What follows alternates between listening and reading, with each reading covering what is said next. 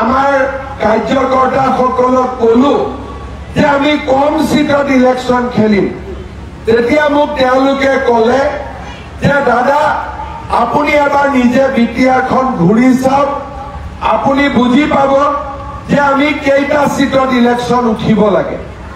মই বিটিআৰত যোৱা 10 দিন মিটিং কৰি আছো প্ৰথমতে মুদৈবাৰী গলো মুদৈবাৰীৰ পিছত হৰিচিঙা খালিংদুৱাৰ তাৰ পিছত দৰঙাজুলি নাগৰিজুলি শুক্লাই চেৰফাং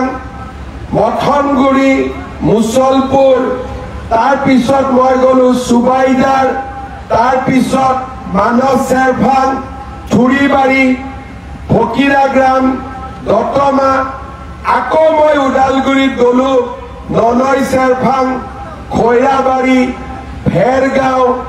তামুলপুৰত গলো বাগানপাৰা গোৰেশ্বৰ আকৌ বাক্সা জিলাত গলো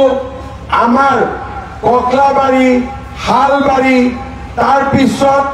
আমি গলো আমাৰ দিহিৰা তাৰ পিছত চিৰাঙত আমি চিৰাংদুৱাৰ আমি কোকৰাঝাৰত আজি আকৌ আহিলো বনৰগাঁও অলপ পিছত যাম গোমা মই যিমান সিটৰ নাম ক'লো সকলো মিটিংতে হাজাৰ হাজাৰ মানুহ বিজেপি বিটিআৰত ইমান আদৰণি লৈছে যে এতিয়াও হাগ্ৰামা মহিলাৰীয়েও কয় যে আমাৰ বিজেপিৰ লগত কণ্টেষ্ট প্ৰমোদ বড়োৱেও কয় বিজেপিৰ লগত কণ্টেষ্ট মইতো কওঁ যে বিজেপি সুপাৰফাষ্ট ট্ৰেইন হৈ আছে বিজেপি এতিয়া 1 নম্বৰত আছে মই ঠিক কৈছো না নাই বিজেপি 1 নম্বৰত আছে না নাই অসমৰ সংবাদ জগতখনৰ বাবে এক সুখৰ খবৰ আপোচবিহীন ৰাইজৰ কণ্ঠ সাপ্তাহিক কবচ পুনৰ এবাৰ অসমৰ ৰাইজৰ মাজলৈ স্বত্বাধিকাৰী প্ৰণীতা কলিতাৰ দ্বাৰা প্ৰকাশিত আৰু আপোচবিহীন একাংশ নপুৰণি অভিজ্ঞতাপুষ্ট সাংবাদিকৰ দ্বাৰা প্ৰচাৰিত তথা eco printing press Guwahati Katabari গড়চুকত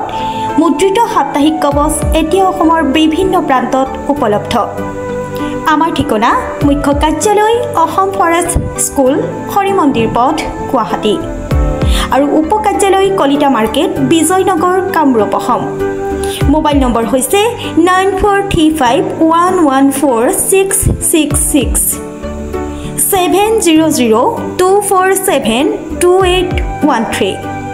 আমাৰ ইমেইল আইডি হৈছে kobos2025@gmail.com